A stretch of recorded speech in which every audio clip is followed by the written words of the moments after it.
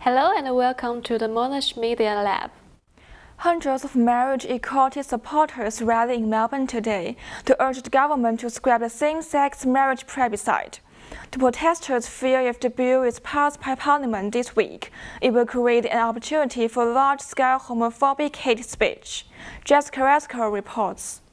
It's not every day a 10-year-old will stand up in front of a sea of people and reflect what the crowd are feeling. I don't want a plebiscite because it can say really hurtful things about our family. Hundreds gathered outside the State Library in Melbourne CBD and then marched around the block to send a message to the federal government. Marriage rights are human rights! We want them to scrap the plebiscite, we don't want any more delays, and that we want them to have a free vote in Parliament, and we want it now. If the plebiscite goes ahead, there is a fear that the LGBTI community will be subjected to hate speech. It's an opportunity for those who oppose us to have a lengthy and really quite unpleasant campaign. Despite signs that the same-sex plebiscite bill will be voted down in Parliament this week, LGBTI rights campaigner Rodney Croom told the crowd not to be complacent. We should not rest until that final vote has been taken in the Senate. After negotiations with the Labor Party failed last month, Senator George Brandis has met with LGBTI groups to discuss the plebiscite.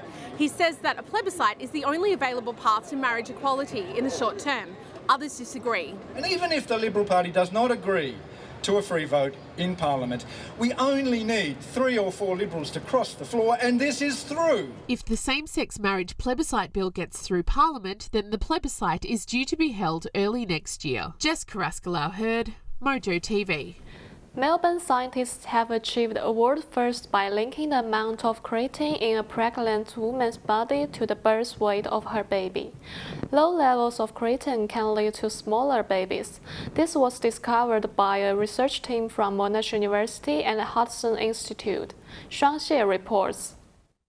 Dr. Haley Dickinson and her team of Hudson Institute of Medical Research have found out that babies from mothers with more creatine tend to be longer and heavier.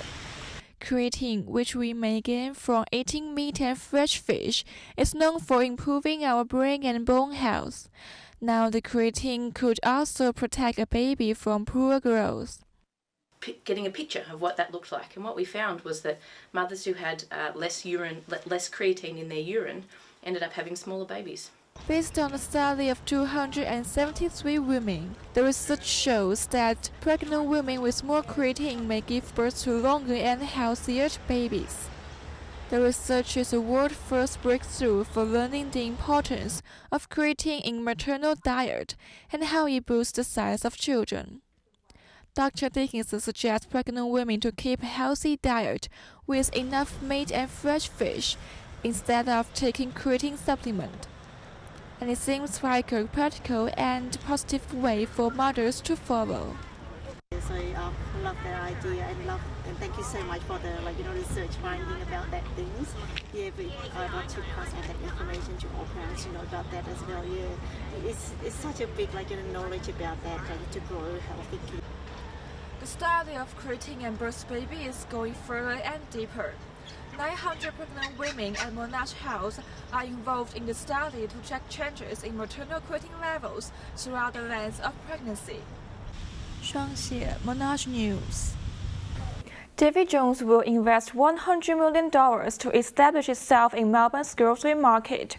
Major supermarkets are concerned the new market player will lure big spending shoppers away from them, while shoppers have welcomed the news. That you've got not only clothes now, but you've also got really high quality food alongside really high quality clothes. It just makes it a lot more convenient. And that's something I've always loved about Melbourne, it's always really convenient.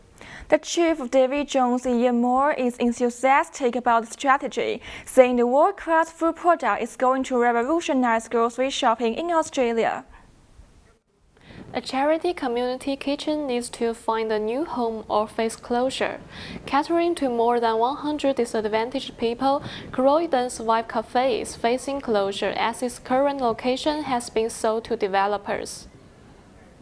If we want to continue running, we need to relocate, and that's going to cost a certain amount of money, probably in excess of our target, and we need the community support.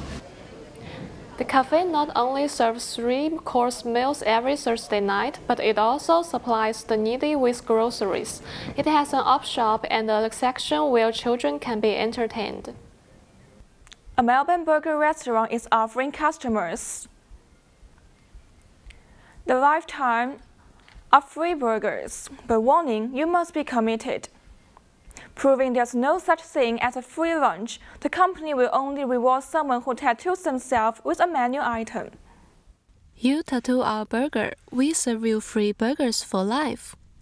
Cafe 51 launched an interesting campaign recently that if you tattoo one of their burger on your body, they will supply you a free burger per day during the rest of your life. There are different voices appeared about this event. Some people would like to apply, while some think they wouldn't do it. I think it's pretty cool. Yeah, I reckon that's a pretty good deal. I don't want a burger on my body for the rest of my life. That's probably the main reason. Up to now, over 5,000 people show their interests about this activity, even some from overseas, which is far exceeded the organizers' expectation.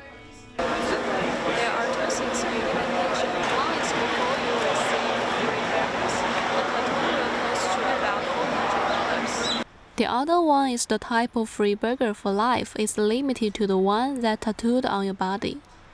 As for the next step, Cafe 51 will select final lucky guys getting tattooed. We will be keeping it running for another couple of weeks and then selecting 10 Melbourne-based entrants to get tattooed and win the promotion.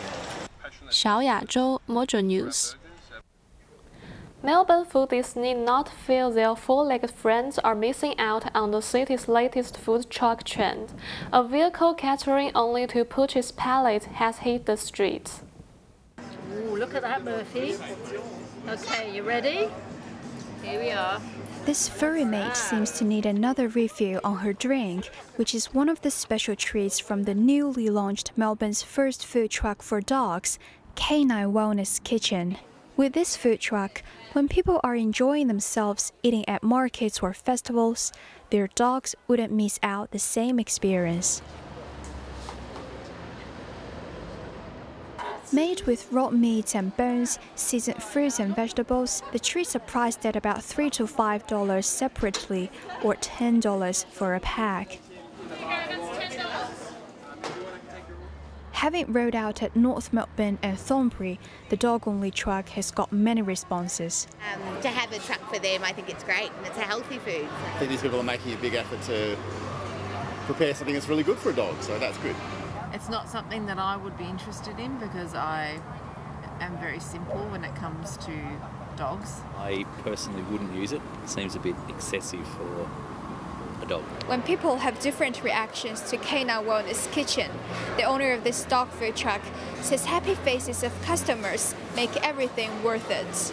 You know, as long as we can bring that experience and that smile and laughter for the owner to have with their dog, we're on a winner. More details of the truck schedule can be found at Canine Wellness Kitchen Facebook page, 易穷商 Monash News. The Mid-Autumn Lantern Festival marks the harvest season in East Asia countries. The East Asian community in Melbourne celebrated the festival with a Chinese face-changing performance, Japanese drumming, and a lantern walk among other events. The meaning of it behind it is they gather around under the big round moon, because around this time the moon is full. And so it's about unity and having families together. You can make your own lantern for a small fee, with the proceeds going to the Kids with Cancer Foundation. Last night, the 4th Czech and Slovak Film Festival of Melbourne officially closed at Acme. In order to increase audience interaction with the film festival, the organizers introduced a new event this year, a concertina book-making workshop. On 7 October, the Czech and Slovak Film Festival will move to Canberra for the first time. We're just screening 6 films there, 6 very carefully selected films, to see whether Canberra audiences are interested. We think they will be. Swimmers have had to prove their stamina to raise funds for people living with MS.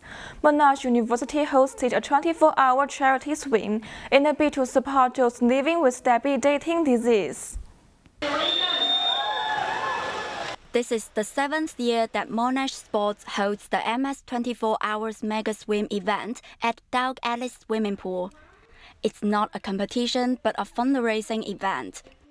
It helps raising money and awareness to support people living with multiple sclerosis via Go for Gold scholarships. A lot of teams have raised money already, so there's already, before the event has started, we nearly had almost $15,000 raised already. So it's donations from friends, family, some teams try to get sponsorship or run other activities to help raise money. Multiple sclerosis is the most common chronic disease among young Australians. There are no medications to cure it, but some treatments can help ease these symptoms. Mega Swim event aims to raise $20,000 to support those people who are suffering this disease. The MS ambassador Amanda Campbell comes to the event and has some suggestions for people living with multiple sclerosis. I suggest that they eat better to feel better, because when you eat better, you need to nourish your body on a cellular level, especially when you're trying to repair the body. And when you eat better, you feel better.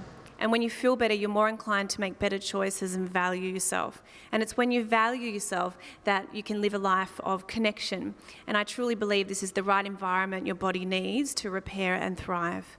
Yu Tingfeng, Mojo News. And finally, today marks 90 years since champion racehorse Falap was born. Melbourne Museum will host a week-long celebration to commemorate the Wonder Horse. Jiani Song reports. A series of attractive activities will be held in the Melbourne Museum this week. Over 350 people recreate the portrait of Falap on the Museum Plaza. A carrot birthday cake is designed for this wonder horse, and visitors will also be encouraged to express their love for Falap by writing him a special birthday love letter. Different ways, especially social media platforms, are used to attract visitors. We have a variety of channels that we use to let people know about our programming. In this case, it was very much based on our social channels.